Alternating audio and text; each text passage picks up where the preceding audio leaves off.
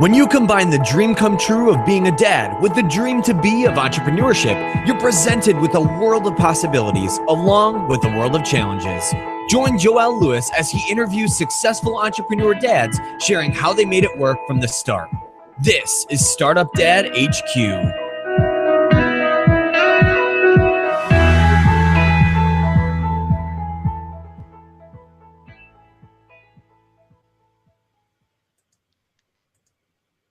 Hey, welcome to Startup Dad Headquarters, where we're exploring the intersection between fatherhood, entrepreneurship, and life.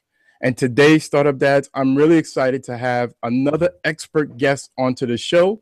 And this is my first repeat guest onto the show. And the guest today is Brian Shea. You guys may remember Brian from episode 3 of Startup Dad Podcast, which is back in October, so October 2014, so quite a few months ago. I'm really excited to have Brian onto the show to share with us and for us to learn from him on how to grow our business. So a little bit about Brian really quick. So Brian Shea gives business owners systems to do sales and marketing right.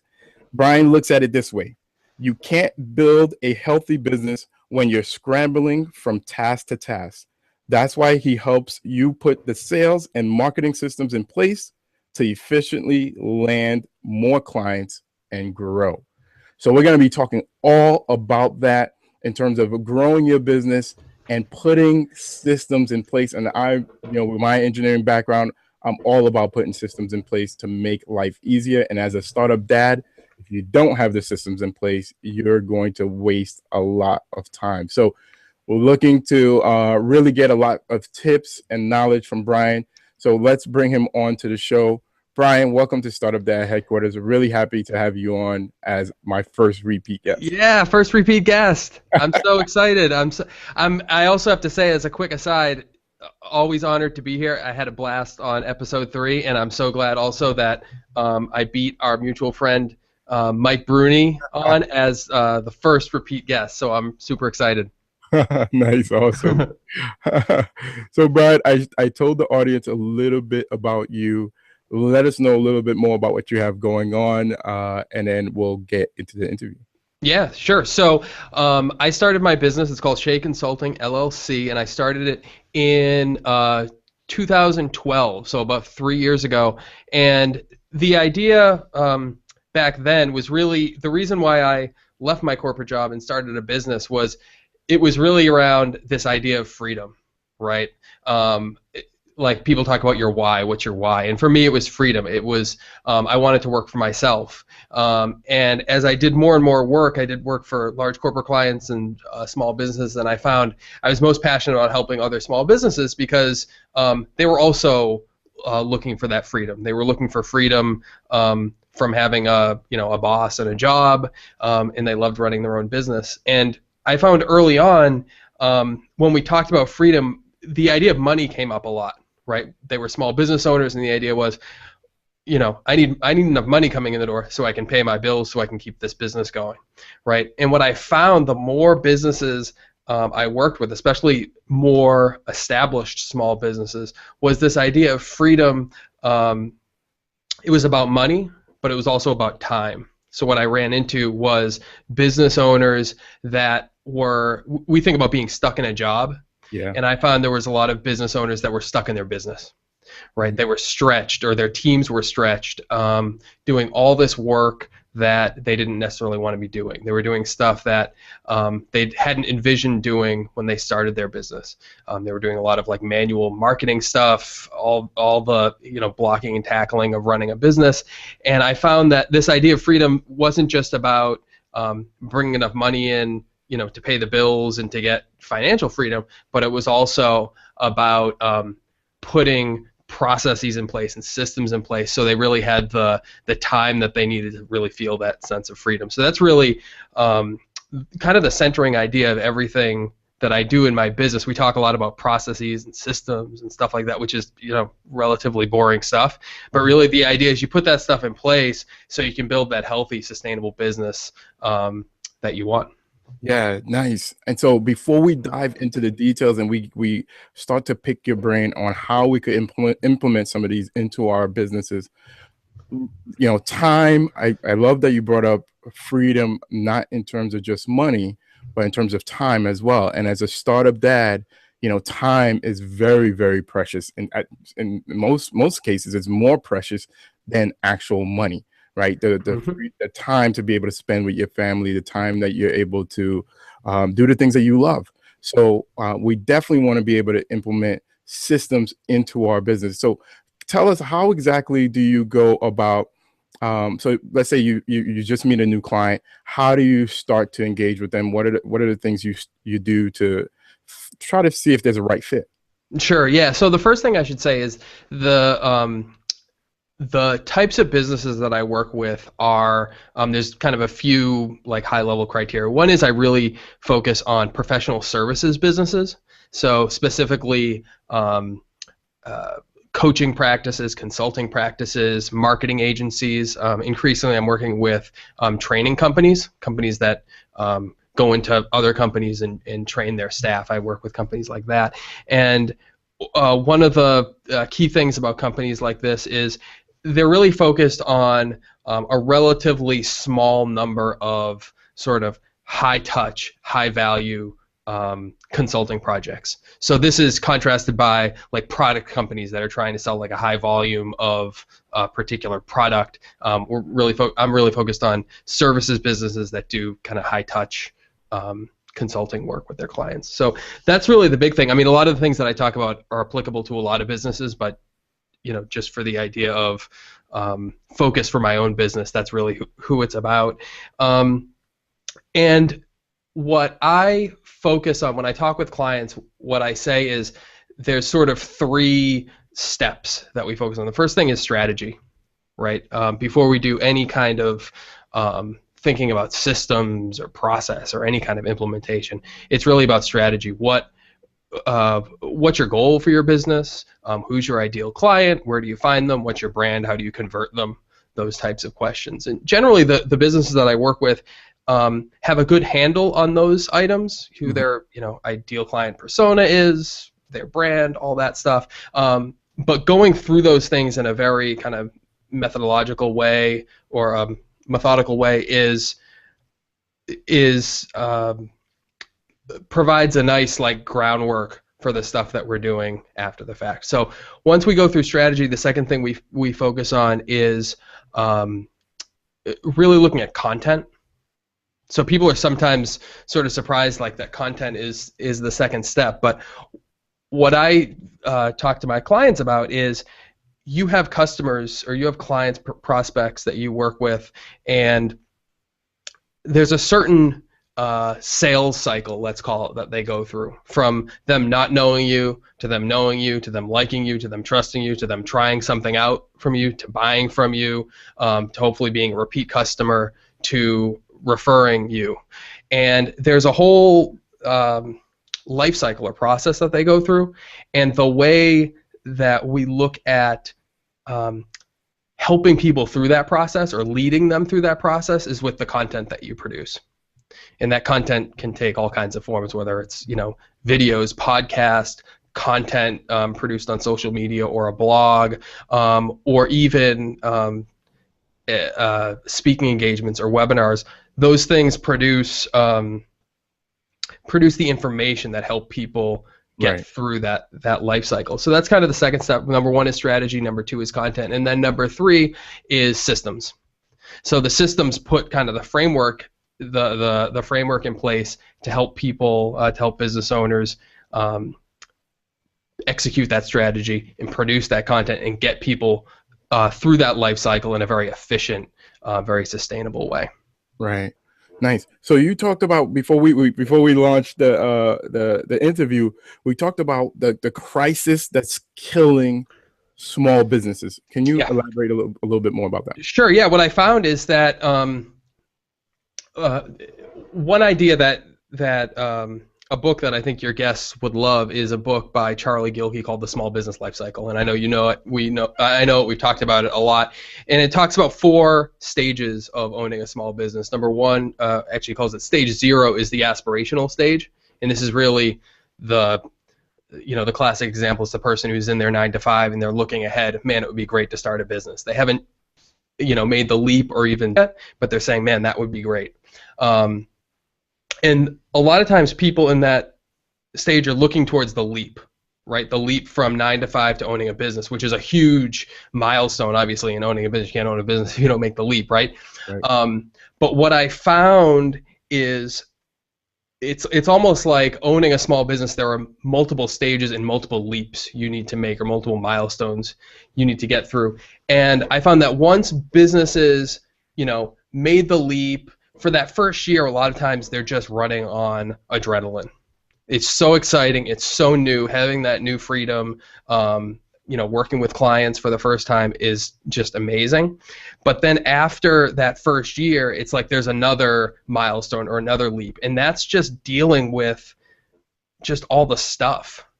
All the stuff that isn't, like in the first year, you're just willing to say like, oh, whatever, I'll stay up late to handle that, or I'll just do X, Y, or Z to kind of paper that issue over, or do this manual thing that I don't like to do. Right. What happens for a lot of business owners in year 2 or year 3 is they've got clients, they've got money coming in the door, but they look around and they're saying, yeah, I've got this business, but I'm making less or the equivalent of what I made when I had a job. And having a boss wasn't awesome, but doing all this stuff that I didn't have to do before, that's not awesome either. And I feel like I used to be trapped in a job, and now I feel like I'm trapped in my business, and I don't see a way to grow it, and this isn't a whole lot of fun.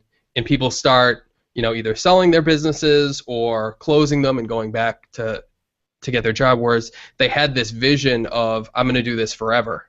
And that's really what I help business owners with, those business owners that have been in business for a few years or established, but the crisis that they're running into, to use that term that we brought up, is the crisis of not having enough time and having too much to do. It's just like there's limitless options now. Right. There's limitless options, which is great. It's this great blessing that we have. Like the internet has provided us this.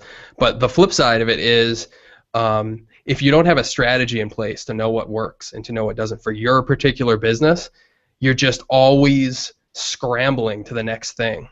Yeah. And it can be absolutely like debilitating. Oh yeah.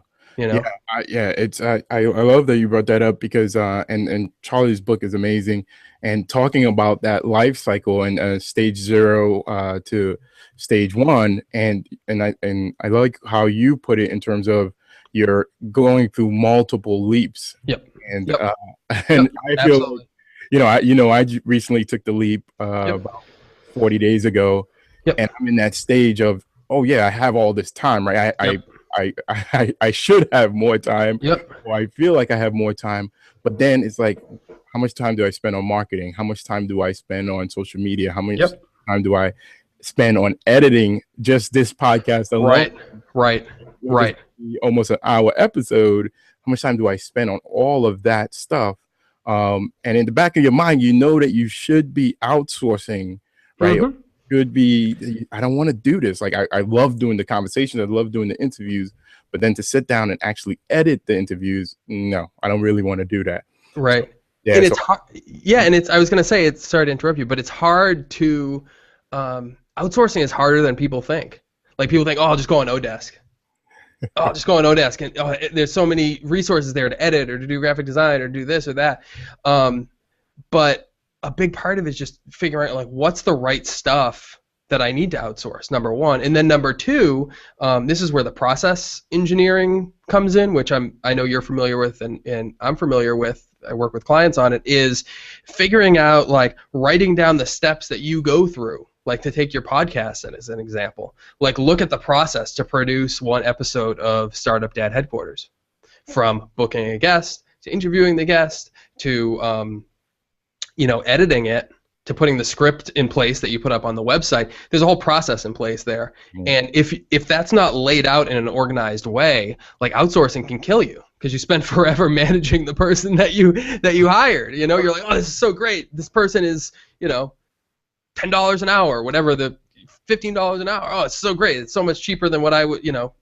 And then you spend 4 hours going back and forth on email, or you get a result and it's not good. Right. And it's not necessarily the person that you hired's fault. It's that there was a lack of communication. There was a lack of process in place. Yeah.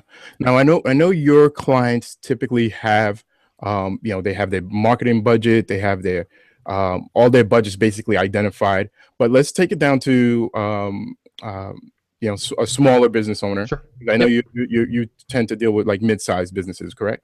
Yes. Yep. So let's take it down to a smaller business owner in terms of what we're talking about right now. So I know I need to outsource. I've taken the steps of writing down my process. Mm-hmm. Now I'm looking to outsource my work.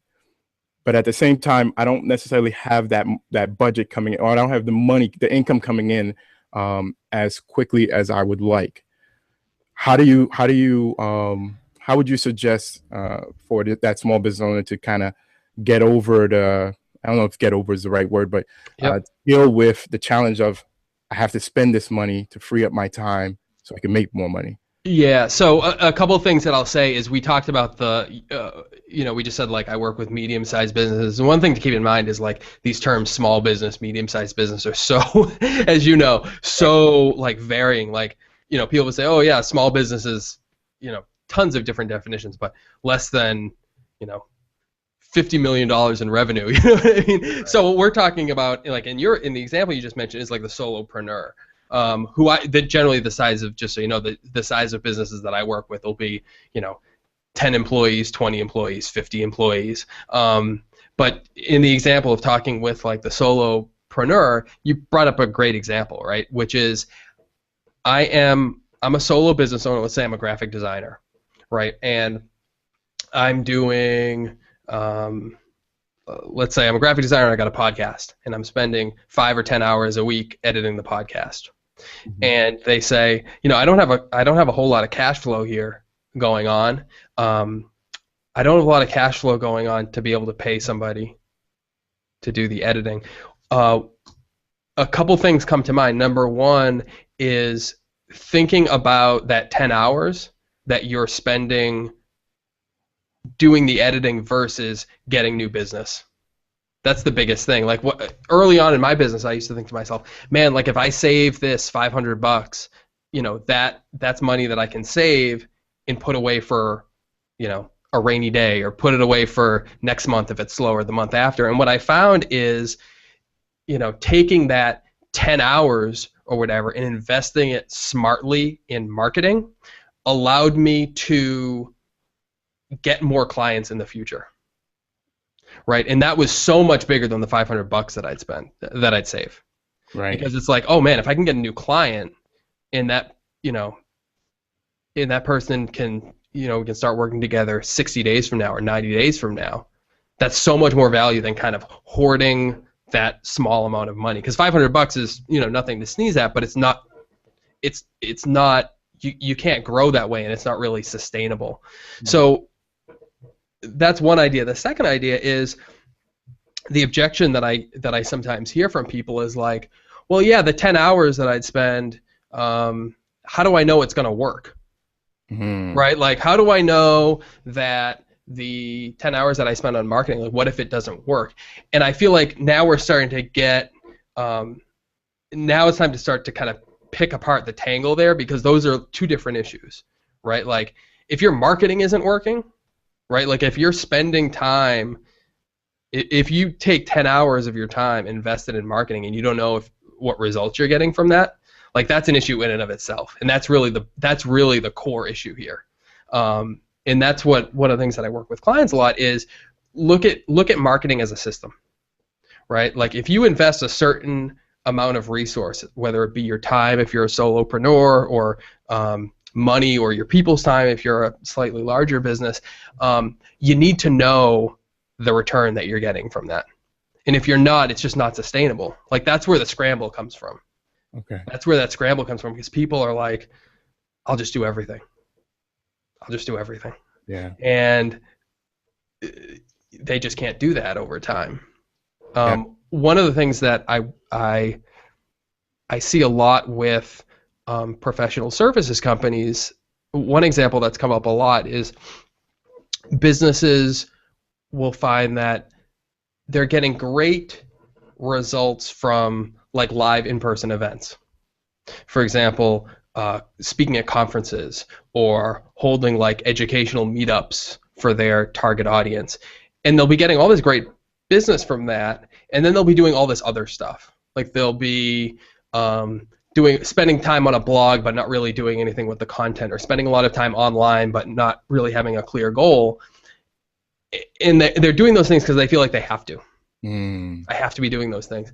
And a lot of times when I work with those clients is we figure out how to eliminate a lot of that stuff that's not working, or fix it so it actually does work, and then invest that extra time that they have into, let's say, doing those live events that are working. Right? Like if every time you speak, you get 10 leads, one of which, becomes a client immediately, and 2 of them become a client after 6 months. If you're a small professional services business, that's fantastic. Right. Like that's a game changer for you. So, like, you don't necessarily, like, I'm obviously a huge proponent of doing stuff online, but if live speaking is yielding those results, do more of it. Let's figure out how to do more of that.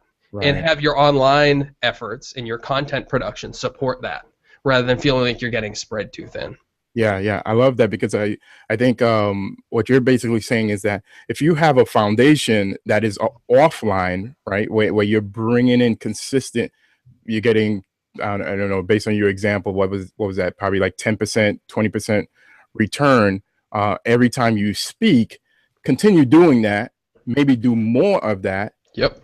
And then, when you get to a point where that's consistent and you got the cash flow coming in. Yep. I see what you're saying. There's always that desire, or that the attractiveness of, let me get a online component to my business, yep, which every business should have. Yep. But if you have consistent cash flow coming in from the offline component, continue doing that, expand that. Yep. And then start to put maybe using some of that cash flow, invest it in virtual assistants and things right, of that nature to grow the online portion of your business, so that you could have maybe some recurring revenue coming in through subscriptions or whatever the case. Right. Yeah, I mean, one of the things that comes to mind, a lot of times I did a survey about 6 or 9 months ago of small business owners. Small survey, it wasn't a lot of people. And it was a question about, I forget this particular questions that I was asking, but it's like, what problems are you running into? And what I found was some problems that look like they're problems, what's the best way to put this? The problems, what they looked like from the outside, had a different root cause than was obvious. So let's take the example of the person who doesn't want to outsource to a VA for, let's say, $25 an hour, right? They're saying like, oh man, well, if I, let's say I've got 10 hours of work, $25 an hour for a VA, that's $250. I'd rather save that money. I don't really have the cash flow coming in. A lot of times the issue it's not a question of a VA. The question is their marketing working? And then the question is, if their marketing isn't working, why is it not working? A lot of times, like you and I have talked a lot about personas or avatars. Like a lot of times it can go all the way back to that, right? Like you own a business and you're not super clear on who you're serving. Or you own a business, you're clear on who you're serving, but you don't know where to find them. You don't know where to find more of them. Or you own a business, you know who you're serving, you know where to find them, but the story that you're telling doesn't fit with what they're looking for. Like, that's where this idea of strategy and process, like really looking at a business and figuring out like what specifically is the pain point, what's the problem that they're running into, yeah, and then figure out what that is. Awesome. How do you suggest a solopreneur, freelancer? How do you suggest they go after or find a VA? that's a really good question. I mean, a lot of times the people that work with me, like, we do it together. So aside from working with me, I found that like something as simple as like an Odesk type site can be great. Another thing that's popping up is there's a lot of now services that what's the best way to put it? Services that like offer VAs. So rather than going and hiring John Smith, the individual VA, to work for you, you can go to a small, VAs Incorporated, and they broker between you and the John Smiths of the world. Right. So yeah, those are a couple ways. Yeah. Like I forget Chris Ducker's service, but I think he has something like that, right? Where it's like you go in, you fill out a couple of forms, you identify what services you need, how frequently you need it, and then from there they try to align you with. It's almost like it's not a one-time hit type thing. It's more of, hey, I have a maybe a 3-month project that I'm working on, and I need a VA or maybe more than one VA to kind of get this work done. So yeah, and there's another one that's I think it's like Hubstaff that I know that I've heard about recently. So yeah, so I wanted to talk about those two things because you mentioned it a couple of times. So now let's dive into the three steps that you talked about. So strategy, content, and systems. And like you said, I was surprised that you mentioned content in there. But before we go into that, let's start with the strategy. And you posted this quote. So the essence of strategy is choosing what not to do, by Michael Porter. Porter, Michael Port. Yeah. Okay. Yeah. Not Michael Porter. Not Michael Port. The speaking coach, Michael Porter. He's actually a process guy from like the '90s, process engineering guy, Harvard Business School guy. Nice. So talk to us a little bit more about the strategy. Like, how do you what should we be thinking about, and how? It sounds like it's the most important step is number one. Yeah, absolutely. Yep. Yeah, and I mean, really, it gets back to all the way at the beginning, which is the idea of who's your ideal client persona, right? Who is the ideal client that you are serving, and this is something that it's like impossible to be too clear about this, as you know, right? And once you understand who your ideal client is and what they want, and we sort of, when I work with clients, we walk through this and we kind of take a step back and almost take like a breather for a sec and look at who they're trying to serve. A lot of the stuff that they're doing, like, it's very clear we can get rid of it.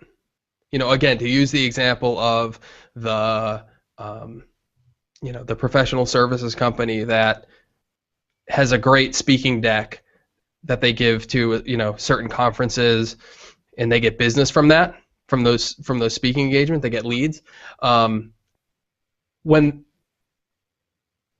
business owners are clear about who they're serving, it reduces a lot of clutter, and that clutter can be in the form of going to non-relevant conferences, getting rid of those types of things, going to meetups that are non-relevant, being on social platforms where their people are not showing up, that sort of thing. So that's the idea. Is just, I find that in most established businesses, there's a lot of stuff that's working.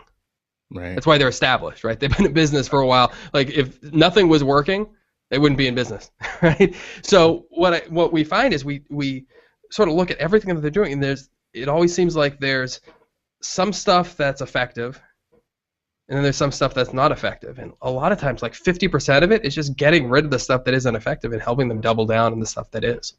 Yeah, I've started to, and this is a tip that I got from listening to an interview with Jamie Tardy. He was interviewing this. I can't remember the name of the lady that she was interviewing, but the lady had for her business, she had her avatar, and she had a name for her avatar. And my avatar is Richard. So now I've started asking myself, is Richard going to be there? Yeah. You said that the other day. Right. Our text message, we were like, who's Richard? Exactly. Right. So our mutual friend Mike sent us a message saying he's going to Boston for book signing. And I was like, well, is Richard going to be there? Right. And I was kind of like in kind of joking a little bit because obviously I love spending time with you guys. But in the back of my mind is like, okay, well, if I'm gonna go here, right? It's an hour to get to Boston. It's then we're there for 2 hours or whatever, and then an hour back. Is there a potential that my target, my avatar, Richard, will be there? And can I, even if it's one person, two, will it make sense to go to this thing, right? So started asking, will Richard be there? And I think that also applies, like heading to step number 2 in terms of creating content. So creating content for your avatar, and then not just creating the content, but where do I post the content so that my avatar can actually see it and consume it? Right. So, and one thing, like we mentioned when we're talking about strategy and what to do and what not to do, one other thing came to mind. So we talked about events, going to the right events, the right social platforms. Another thing is thinking about the sales process, right? Thinking about a business's sales process. And there's a sales trainer who I'm a big fan of. Like, I use his framework in my own business, and his name is Skip Miller. And I think I think his company is called M2 Consulting. But anyway, his name is Skip Miller, and he talks about in the sales process, he says, if you get a yes, that's great. If you get a no, that's fine, but the maybes will kill you. And I love that because, like, as a business owner, like, I run into this a lot where you get somebody that is just sort of like, you've given your content, you've given your pitch, and you sort of get to this point where, like, there's nothing left to say. Right. Like, what I do, I know you.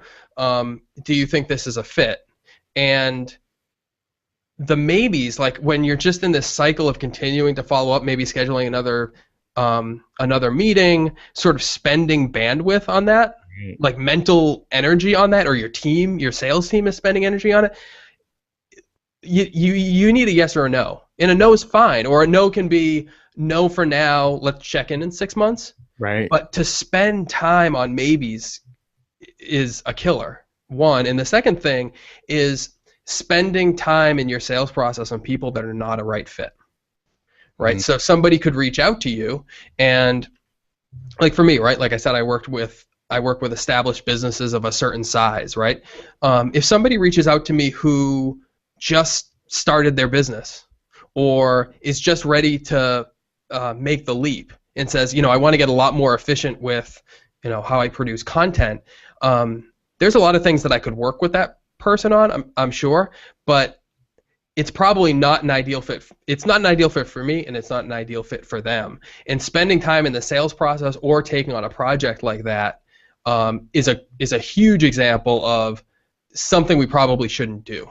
Something that's one of those things that's just best to be like, it doesn't fit with the business. Let's, find that person a better fit. Right. To work with. So those are a couple things, like focusing on the sales process, either getting a yes, getting a no, but getting out of maybe mode as fast as possible, and then 2, only having people in your sales pipeline who are the right fit. Yeah, I love that, and a couple of things you mentioned there, and a question I have for you as well. So people, most people hate saying no, right? They I don't know if it's hate saying no, but they're afraid to say no. Yep. They don't want to make the person feel bad. Yep. The person spent a lot of time with their pitch and all this kind of stuff. What is one of your ninja tactics to get that yes or no, to kind of give the person the room to feel comfortable to say no, I'm not interested in this? Yeah, I mean, I just try to be real. It's like, I don't know if it's a ninja tactic, but it's just like you get to a certain point in the conversation where there's not really anything else to say, and you can say that to somebody, like, okay, we've talked about your business, we've done our free consult, I've talked to you about my business, we've sort of answered all these questions, and you can say to somebody, I think this is a good fit, I think if we work together it would be a good fit, but it's your decision, and you probably wouldn't want to say, is that a yes or a no, but you'd want to say, I don't make it clear that that's the decision is now theirs. Right. And I found that it's funny that this just popped in my head. Like, I know with with myself and in my own business, a lot of times I would want to give people a lot of freedom and a lot of choice. Like, oh, let's work together if it works for you. And what I found is people, a lot of times potential customers would think I wasn't interested in working with them because I gave them almost like too much choice. Like, oh, let me know if you want to work together, that kind of thing. And I find you don't want to be too, just do whatever you want, and you don't want to be too like aggressive, constantly following up. There's this nice sweet spot where you've kind of had the conversation and you sort of get to its like organic end, and that's where you just want to be very clear. Yes is no, yes is fine, no is fine. Either one, we're still cool. You know what I mean? And just be real about it. But the idea of dragging it out doesn't help anybody. It doesn't help me. It doesn't help them. I have a financial advisor months and months and months and months ago.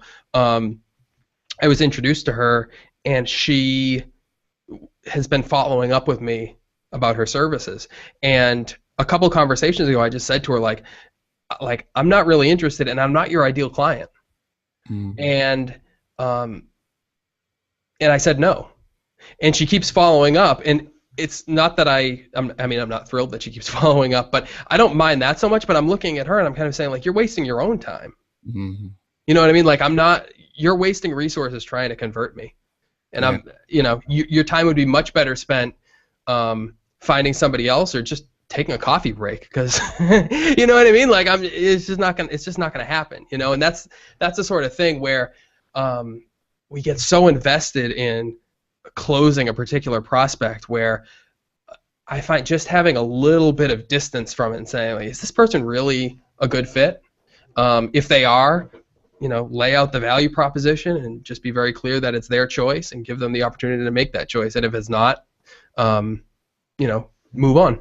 What's your filter process? How do you filter out, clients that potentially would not, you've already, sounds like you have a strategy, right? So you know your avatar. Yep. How do you filter those individuals who are not a good fit to the best of your ability? So you waste less time on those free consultation calls. So one is it sounds obvious, but like knowing your avatar is it's the biggest thing, right? Like knowing your avatar, not only demographically, like for me, it's a professional service business. They've been in business for, more than a year or two. They've got 6 figures or more in revenue. Like those are kind of the demographic aspects of it. They're in certain industries like training companies, the training industry. Those are the demographic aspects of that.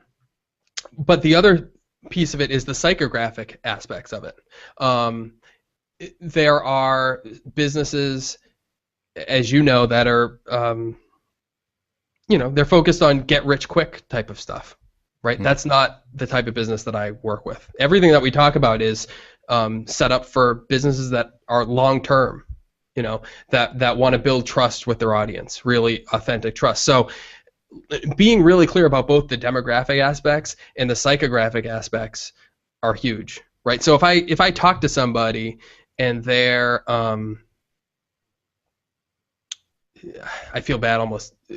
I almost feel bad giving this example, but I will. I was talking with somebody probably 6 months ago, potential, sort of a free consult type of conversation, and this person was talking about his staff, right? And he kept putting his staff down. They weren't on the phone, but he kept sort of talking to them in a, kind of disrespectful, looking down on them way. And for me, that was it. I don't want to work with somebody like that. It's not going to be. It's going to be an emotionally difficult situation for him, emotionally draining. It's just not going to work. So seeing that, identifying that, being aware of like when somebody says something and the feeling that I get in my gut about it is huge. And it was just very easy to be like, okay, that prospect isn't a good fit, and then moving on and having that level of detachment from it to sort of look at it objectively and being like, okay, that's not who I serve. Right. Because a lot of times, especially like when we start, like we want clients. You start to talk to somebody like, oh man, this person would be a great client, and then you have a conversation like, ooh, it doesn't feel right. Like honoring that feeling, knowing who your people are, and then when somebody isn't, like honoring that feeling and letting them go is huge. So it's not a ninja tactic or anything, but that's how I do it. Yeah. So this is kind of going off topic in terms of the conversation, but I have to ask, how did you get to a place, right? Because you're a startup dad, right? You have your daughter you need to provide for, your wife you need to take care of. How did you get to a place, I want to say like Zen-like, if you will, where it's like, that's not my target audience. That's not my, I mean, you have someone willing to, for the example you gave earlier, it's like you almost had someone that was willing to give you money. Yeah, well, actually, in that example, he wasn't, but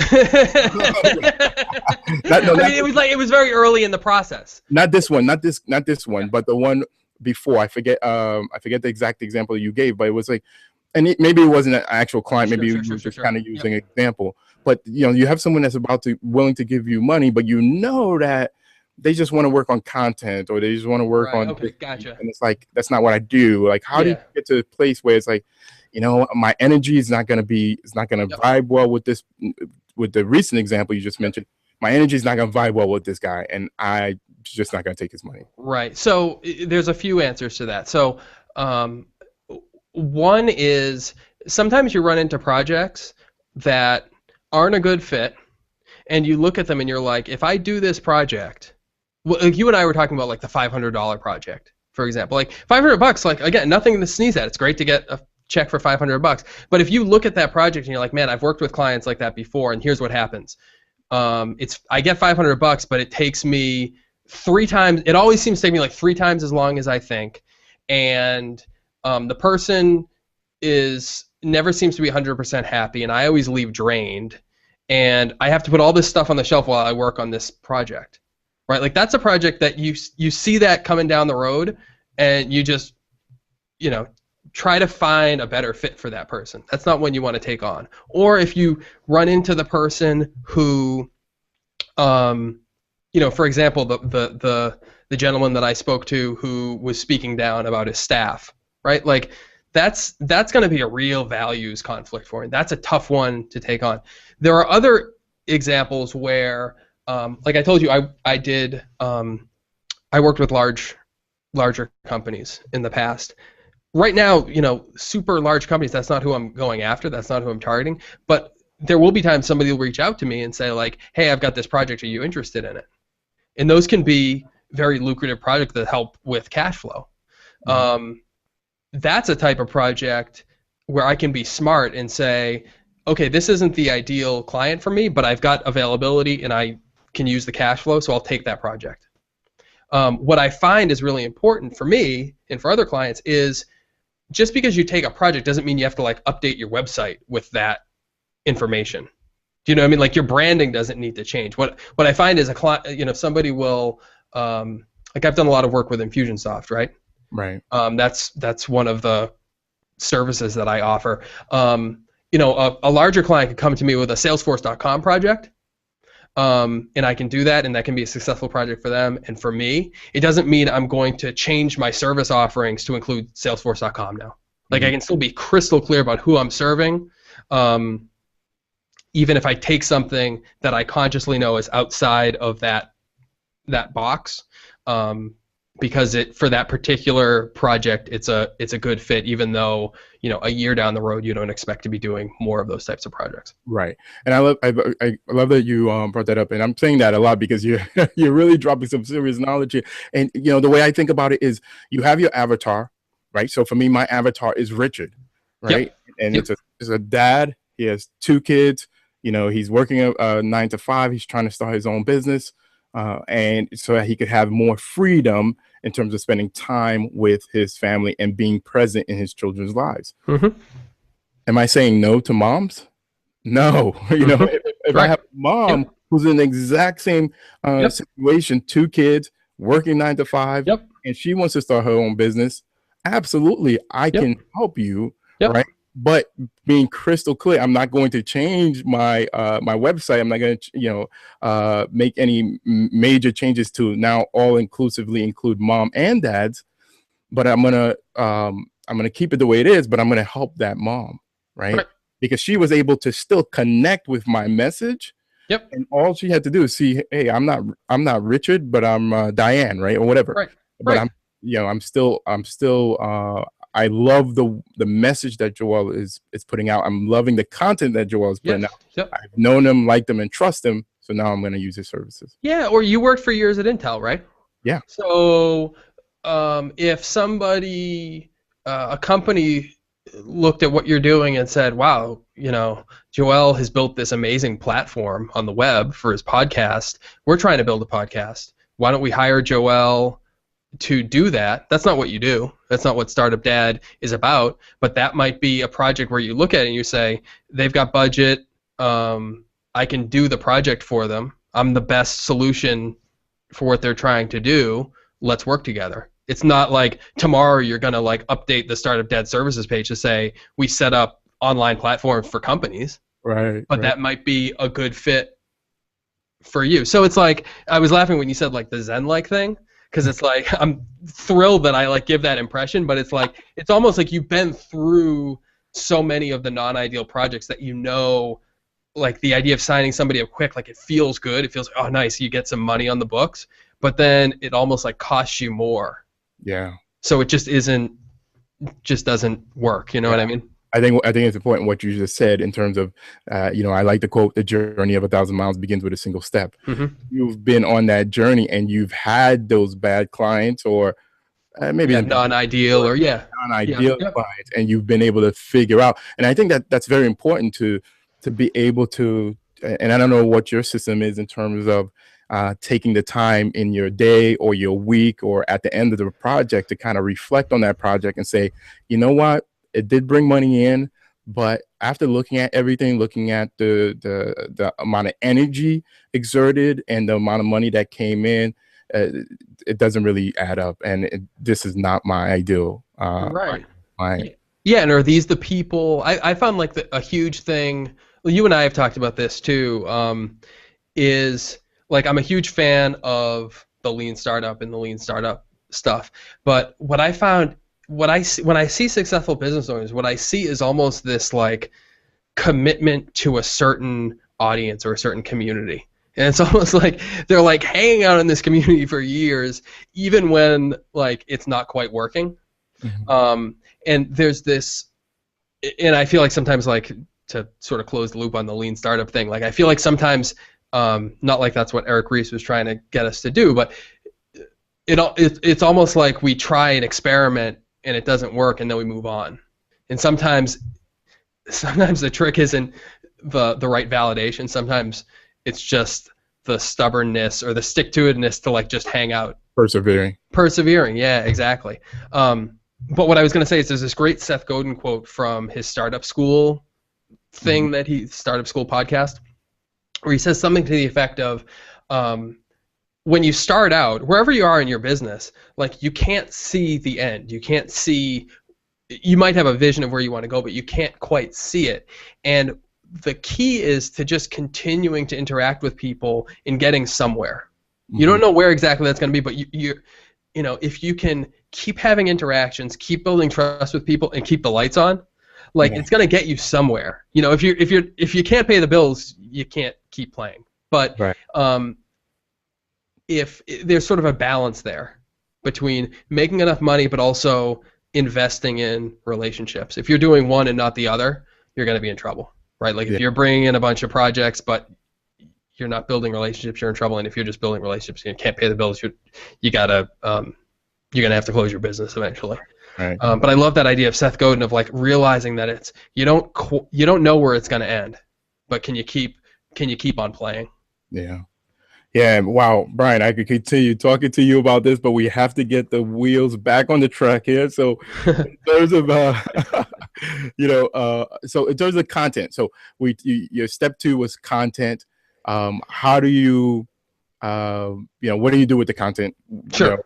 Where are you putting it? Sure.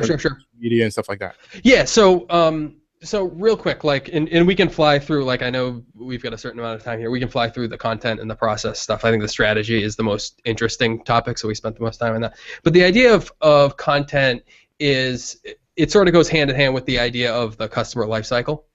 Think about somebody who is your ideal client but has never heard of you, right? Like at one end of the cycle, and then how they go from not knowing you to knowing you, and from knowing you to liking you, from liking you to trusting you, and from trusting you to trying something from you, and from trying something to buying something, and then from buying to buying something again, and then from buying something to referring you business. That's a whole life cycle. And when I think about content, the idea is putting content in front of that person, whether it's explicitly emailing somebody or putting it on the right social platform or delivering in terms of a presentation or in a meetup, putting that content in front of the right people to usher them through, to hold their hand through that buying process. So when I think of content, really the idea is it's this, your content is really like a strategic asset.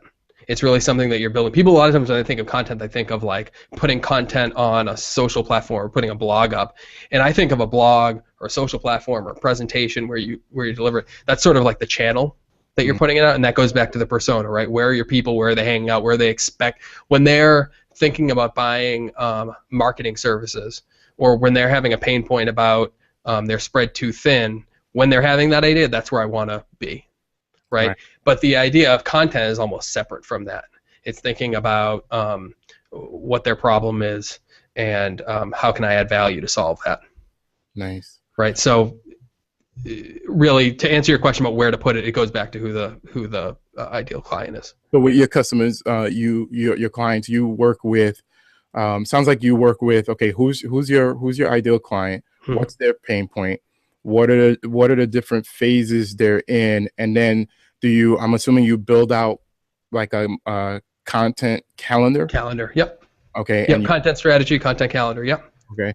And then no, what I was going to say is what a lot of companies, and at times myself included in my own business, get into is like, okay, I'm going to do a blog and I'm going to write a blog post weekly.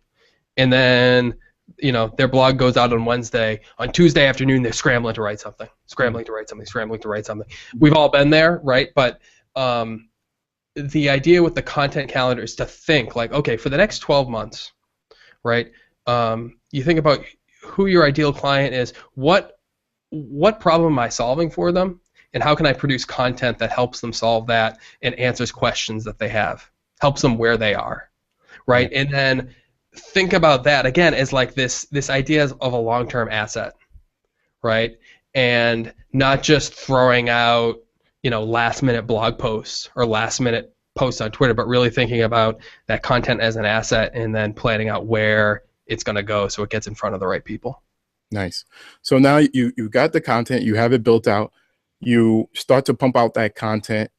Now I'm assuming this is where the systems start to come into play. Yeah, and some of it's systems and some of it's process, right? Like when I think of systems, I think of technology specifically, right? Yeah. You know what I mean? Like Infusionsoft, marketing automation, or MailChimp autoresponders. Like that's where my mind goes as an engineer. Yeah, exactly. The other piece of it is what I'll call process, right? So when we think about, again, thinking about content, right? If I write a sort of keystone position paper on, let's talk about my business, how I can help businesses be more efficient with their marketing. Mm-hmm. I could write really like a manifesto on that, right? And that I could produce as a white paper. And I could do webinars on that.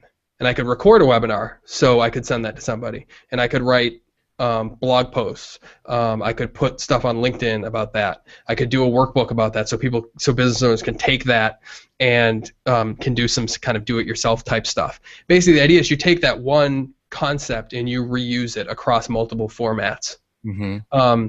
That's huge, and that's a process thing, right? It's not a systems thing. There's no automation there, but what I find is people are, again, with the newsletter, the night before they're trying to pump out some new idea. Well, maybe you don't have to.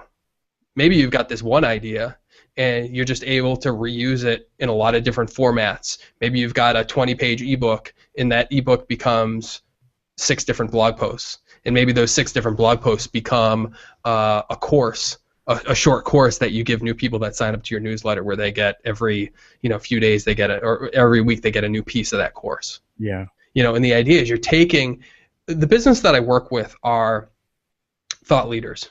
They're selling their process. They're selling their ideas. So you don't need to have a million ideas. You just need to have one or two good ones.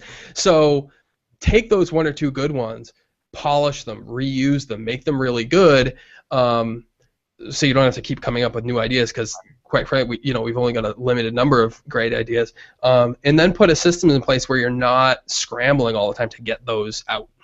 Yeah. Yeah.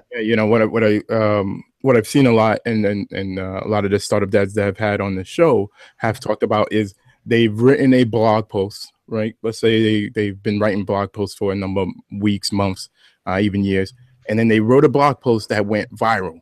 Mm-hmm. And then from there, they took that blog post and they expanded it out and then turned it into an ebook. Yep. And from there, the ebook went really popular, and then they turned that into a podcast. Yep. And they just basically started to build, I guess, that one in terms of the three, multiple ideas. Hey, it appears that my audience is very interested about this. So now they're building a, not necessarily a business, but basically a product based off of that. Is that what you do with your clients in terms of identifying before you write the full manifesto that potentially no one will buy, going back to that Eric Ries model? Mm-hmm. Is that what you, how do you help that? I mean, I think in general, yes. I mean, one thing that would come to mind is the businesses that I work with, a lot of them are in the position where they've been in business for a while. So they already know what works and what doesn't. Mm-hmm. So a lot of what I run into a lot is business owner, has been in business, and has a certain keynote or a presentation that they've given. And it's sort of their position on whatever their business is about. And then taking that key, and a lot of times you'll ask somebody, oh, do you produce content? No, we don't produce any content, but they've got this amazing presentation. And then the idea is you take that presentation and you turn it into a position paper, you turn it into a workbook, you turn it into whatever your ideal clients would expect to consume. So a lot of times, I'll work with people who are they sell to chief marketing officers. So there's a certain fit and finish that a chief marketing officer expects. And the term white paper might be something that they're more likely to read than whatever blog or figuring out the formats that work with your target audience, but taking your thought leadership and putting it in the right formats. One other thing I'll say is, for the businesses that I work with, again, professional services businesses, nothing that we're talking about here needs to go viral. You know what I mean? Not at all. It's this is the stuff that we're talking about is so old school. It's relationship building. It's about having a perspective. It's about having expertise and sharing it with the right people. And again, if we're talking about a company, a consulting company or a training company that has, let's say, 15 or 12 long-term clients, getting their thought leadership, their content in front of the right people and getting one or two new clients as a result of that is huge. Yeah. And you don't need huge numbers to do that. You just need the right people. Right. So again, I think it goes back to different stages of business. Like what you're talking about, of those people that did a blog post and it went big, they're very much in the validation stage, right? A lot of businesses I work with are beyond validation stage. They're in more established stage. Right. Okay. So in some of the content that you sent me, you wrote, and for most businesses, the answer to improve the situation isn't to work faster or work harder or to find some secret solution that's going to fix everything. It's a matter of eliminating the sales and marketing activities that aren't working, that are wasting time, that are inefficient, and that are slowing your team down. Now, can you take that down again? Going back to that solopreneur, freelancer. How do they go? What process would you say for them to take to eliminate some of that waste? Okay, so one of the things that comes to mind is, especially when we start in business, one of the great tips that you hear is network, right? And it's a great tip, especially when people are coming from a 9-to-5 type of situation where a lot of times people aren't super comfortable with networking. Getting really flexing that networking muscle to reach out to people is huge. With that said, you've only got so many hours in the day. So a lot of times what people do is they go crazy on networking, and they're networking with everybody. So again, this isn't even a systems thing, but being really targeted with who you're networking with is huge. Like having a conversation with the right 24 people is way more valuable than going to all these different meetups or trying to keep a conversation going with hundreds of people. That's one thing. The second thing is, again, thinking back to content, doing something like a newsletter where you're putting out your thought leadership on a regular basis to the people on your mailing list. It goes without saying, but when you add 10 or 20 new people to that mailing list, it costs you nothing and it takes no time. You know, assuming those are the right people that fit your audience and your, you know, right, and all that. But you know, that's huge, right? So putting a content calendar in place, putting a publishing schedule in place is another thing. So it's that idea of again, thinking back to the business owner who's been in business, who's sort of beyond that like honeymoon stage. The idea of working harder doesn't work anymore. They've already done that. That's the first thing that people do, right? Like, oh, if I just worked harder. But there comes a point where you just can't, and you don't want to. right, You know, when you've been just going flat out for 3 years, like you want to take a long weekend. right. And you should, you know, because you can't do it forever, you know. Right. So it's that idea of being smart, being targeted, and one other thing is I feel like especially in the internet marketing world, like there's so much stuff out there that sort of promises to be the silver bullet, the secret, you know. And a lot of times there is no secret. It's just a matter of, you know, knowing your audience, being patient, being persistent, adding value in the right places over a long period of time. Nice. So what about Joe, the fitness guy who owns a brick and mortar business? Because he has to be there, or at least right now he's there every single day. His business he's been in business for 3 years. Yep. 3-4 years. And he's there every day grinding. Or the pizza shop guy. How do you put systems in place? How do you eliminate waste and put systems in place so that he can free up his time? So I would say the first thing, and this is even like pre-systems, this is getting back to the strategy thing. I would say the first thing is look really clearly at what you need, right? So if you're the gym owner, and you're like, man, I'm stretched so thin, I'm feeling really stressed out, you may have like money concerns. In addition to that, like looking at what you need. What is your goal? You know, it's one thing if you're not quite paying the bills every month, you just don't quite have enough money, versus, you know, you need to double your revenue. Those are two totally different problems, two totally different scales. And if you just need to make an extra, I don't know, $1,000 a month to go from not having enough money to having, you know, a little bit extra, that's huge, right? And that's a very different problem than I need to double or triple my revenue. And if you put the double or triple your revenue solution in place for the I just need to make a little bit more money, like it's not the right fit. So that would be, before any kind of systems, figure out what you need. Because I feel like, again, like we look around in the marketplace and we say like, oh man, so-and-so just went huge. So-and-so just blew up. So-and-so, their article went big, or, you know, they made all this money. Well, a lot of times, you know, business owners get into business, you know, for me, I work with a lot of people, myself included, it's all about freedom, right? So we'd love to have like a product go crazy viral and make tons of money, but if you look realistically, man, like if I could just have a sustainable cash flow in my business, that would feel so good.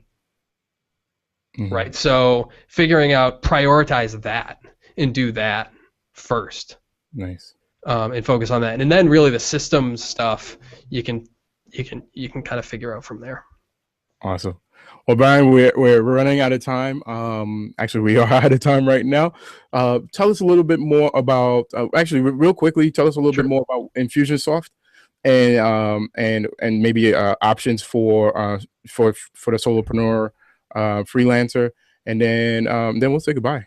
Sure. Yeah. So, like I said, the process that I go through with clients is we focus on strategy, then we focus on content, and then we focus on systems. One of the core systems that I offer to clients is a marketing automation and CRM tool called Infusionsoft. It's sort of an all-in-one tool that is a good fit for a lot of small businesses.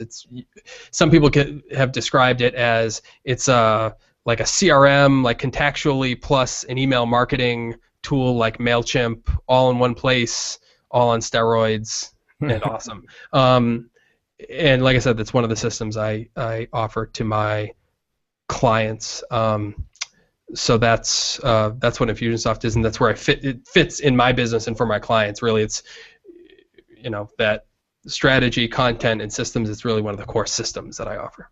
Nice. Brian, where can the audience, where can the Startup Dads find you online? Yeah, so my business's website is sheaconsulting.biz. So my last name, SHEA consulting.biz. Another place they can go, probably an easier place that they can go, is a website called thetimetogrowth.com, and that's an ebook that my business wrote, which helps business owners streamline and simplify their business. It gives 4 ways that they can do that, from outsourcing to putting systems in place to a couple other ways. It's a great ebook, and I encourage people to go there, thetimetogrowth.com. Nice. Brian, thank you for taking the time out to speak to the audience and share your knowledge. Really great stuff. And thank you again for coming on to Startup Dad Headquarters. Cool, man. It was a blast. Thanks. All right.